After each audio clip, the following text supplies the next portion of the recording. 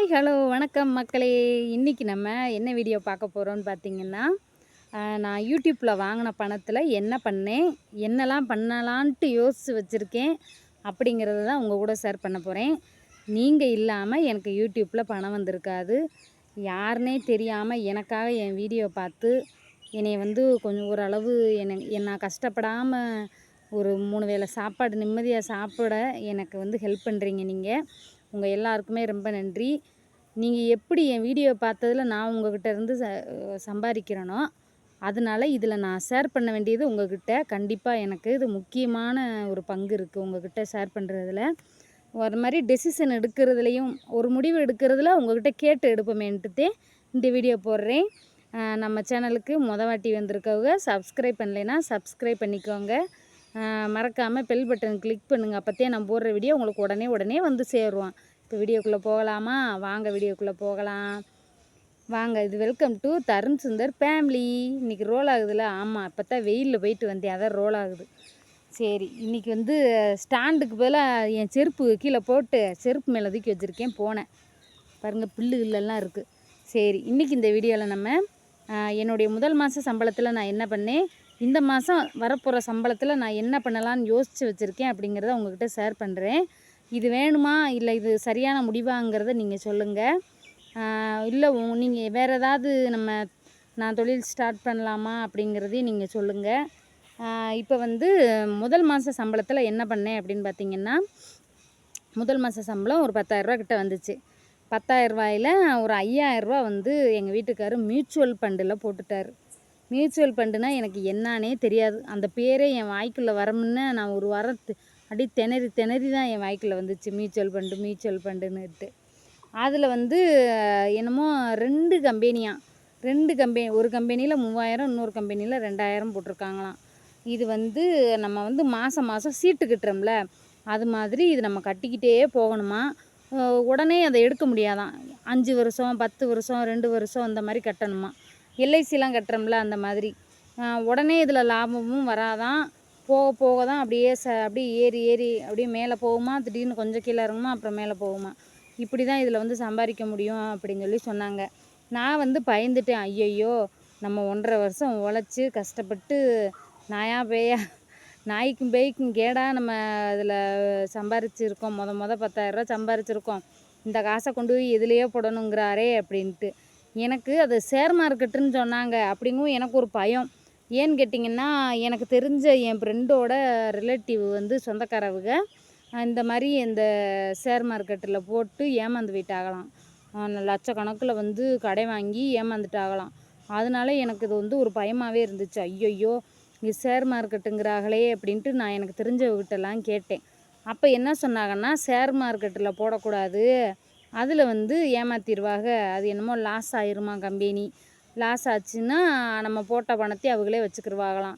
அப்புறம் மியூச்சுவல் ஃபண்டுனா என்னன்னு என் வீட்டுக்காரர்கிட்ட இது இல்லாமல் யூடியூப்பில் போட்டு எனக்கு நானே புரிஞ்சுக்கிறதுக்குள்ளே எனக்கு ரொம்ப கஷ்டமாக தான் இருந்துச்சு.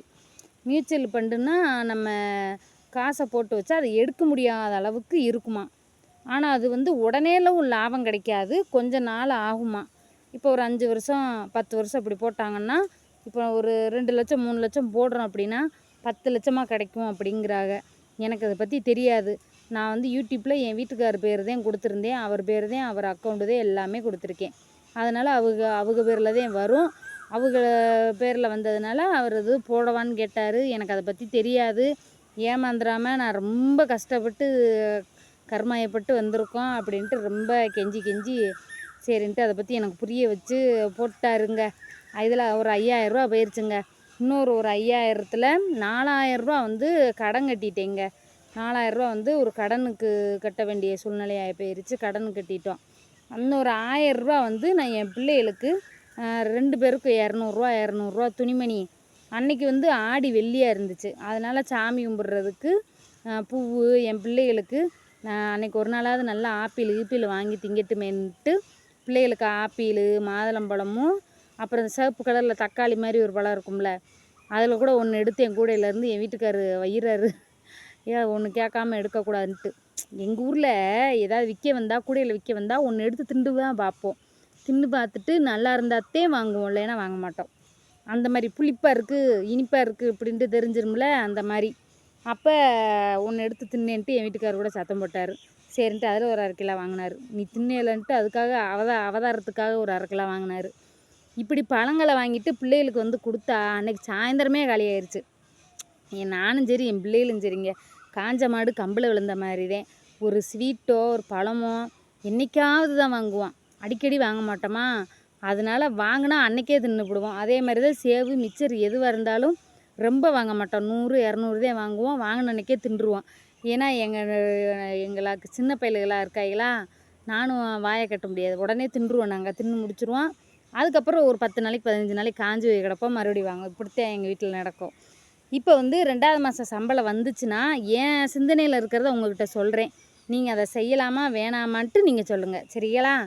நான் வந்து என்ன யோசித்து வச்சுருக்கேன்னு பார்த்தீங்கன்னா, தையல் கிளாஸு போய் தையல் கற்றுக்கிட்டு நம்ம வந்து இதை எப்படியாவது ஒரு மிஷின் வாங்கி போட்டு கிழிஞ்ச துணி நான் வந்து ஒரு மணி ஏர்னிங் வீடியோ போட்டிருப்பேன்.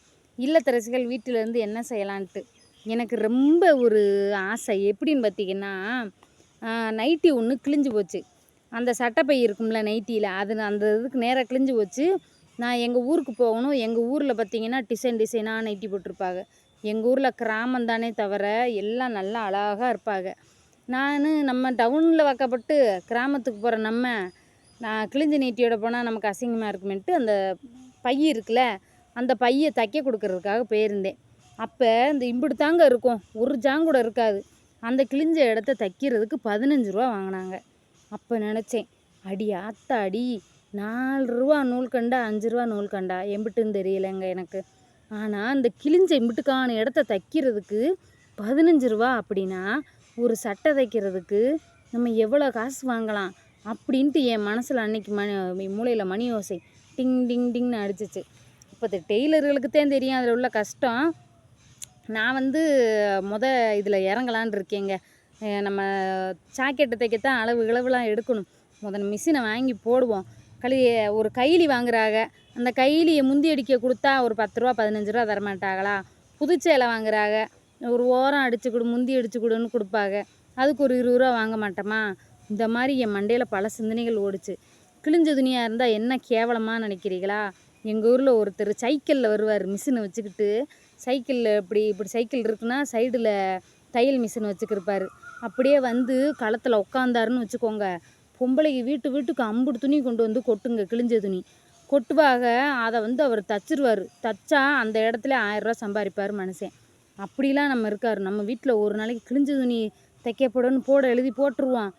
வர்ற துணியெல்லாம் தச்சு நம்ம வீட்டு செலவுக்கு இல்லை நம்ம பிள்ளைகளுக்கோ ஏதாவது வாங்கி கொடுக்கலாம்ல அப்படின்ட்டு என் மூளையில் ஒரு ஐடியா ஓடிக்கிட்டு இருக்கு. மிஷினை வாங்கி வைக்கலாமான்னு நான் நினச்சிக்கிட்டு இருக்கேன்.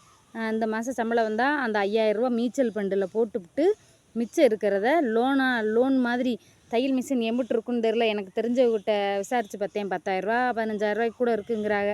நம்ம லெவலுக்கு 10,000 ரூபாய்க்குள்ளே இருக்கிறத பார்த்து கொஞ்சம் சேர்த்து வச்சு வாங்கிக்கிடுவோம். வாங்கி கிழிஞ்ச துணி இதுகளை தச்சு நம்ம கொஞ்சம் டெவலப் ஆகிட்டு பிள்ளைகளை நல்லா பள்ளிக்கூடம் போகவும் வீட்டு வேலையெல்லாம் முடிச்சுட்டு சும்மா இருக்கிற நேரத்தில் போய் நம்ம வந்து தையல் பழகிக்கிடுவோம்.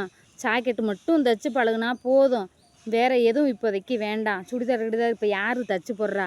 எல்லாம் கடைக்கு போகிறாங்க, ஆங்கரில் தொங்குது, எடுத்து மாட்டுறாங்க, வந்துடுறாங்க வீட்டுக்கு. இப்போ யார் சட்டை தைக்கிறா? அப்படி யார் சுடிதார் தைக்கிறா? சட்டை தான் தைக்க கொடுக்குறாங்க, அதுவும் மாடலாக. நம்ம தான் யூடியூப்பில் தான் அம்புட்டு மாடல் இருக்குல்ல, நம்மளும் ஒன்று ஒன்றா கற்றுக்குருவோமே. கற்றுக்கிறதுக்கு எனக்கு ரொம்ப பிடிக்குங்க. நான் ஒரு விஷயத்தை கற்றுக்கிற வரைக்கும் விடவே மாட்டேன். கற்றுக்கிட்டா நமக்கு தான் நல்லது அப்படின்ட்டு. இப்போ தையல் மிஷின் வாங்கலாங்கிறது என் ஐடியா.